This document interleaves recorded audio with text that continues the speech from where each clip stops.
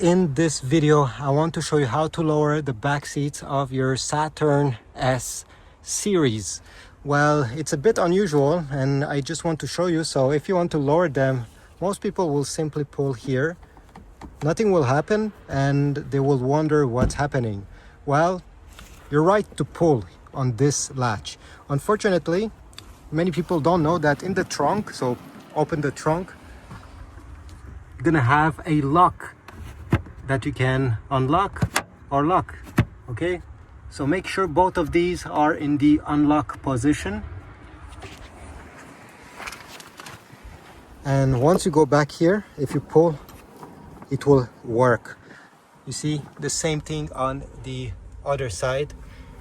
If we pull, it will go down, and just like that we have a lot more space to load stuff. To put them back, simply latch them in place. And if you want to lock them for any reason that I don't know, go in the trunk and put them in the lock position. Leave a like, subscribe, but also comment down below. I always like to read what you have to say. So have a nice day.